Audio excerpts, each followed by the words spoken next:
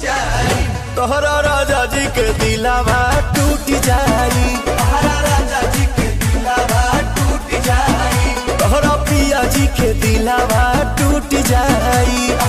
Guys welcome bank two माय channel. तो आप लोग कैसे हो? आई होप आप सब अच्छे होंगे गाइस। मैं भी बिल्कुल अच्छी हूँ। तो आज मैं फिर से आप सभी के लिए न्यू सॉन्ग का रिएक्शन वीडियो लेकर आई हूँ। आज मैं जिस सॉन्ग पर रिएक्शन करने वाली हूँ, सॉन्ग पवन सिंह का। सॉन्ग का नाम है गाइस, सॉन्ग का नाम है राजा जी के दिलवा। तो चलिए गाइस देखते हैं बिना टाइम वेस्ट किए कैसा ये सॉन्ग हमारे पवन भैया का और कैसा रहता है मेरा रिएक्शन देखने के बाद इसको।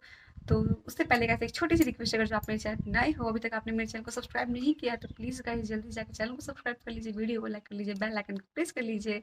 अब मैं स्टार्ट करती हूँ रिएक्शन राजा जी के दिलवा।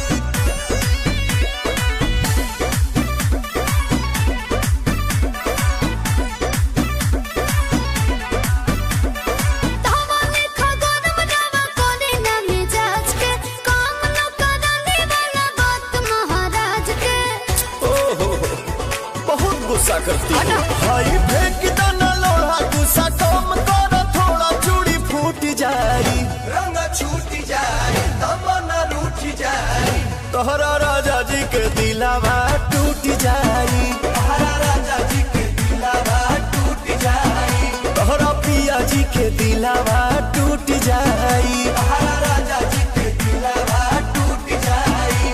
हमारा बाबू नहीं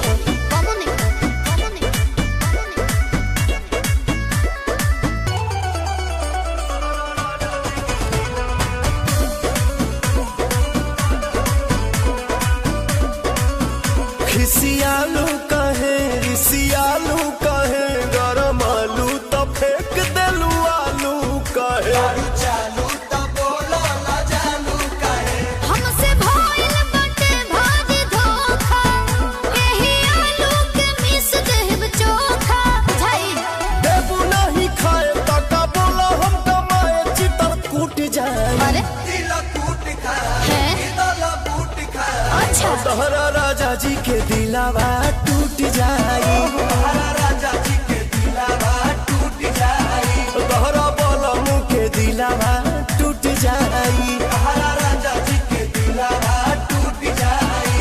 आ रहे दो ढेर हो गई।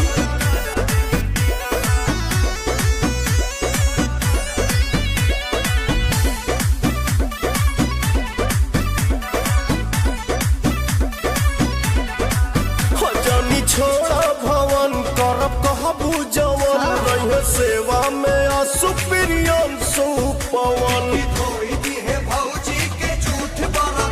झूठे बात पमारे लो पालिस, कहबो राती के तोरे के मालिस बुझतनी मान जाने अब धनी तोहरे पर सब धन लूट जाए, अरे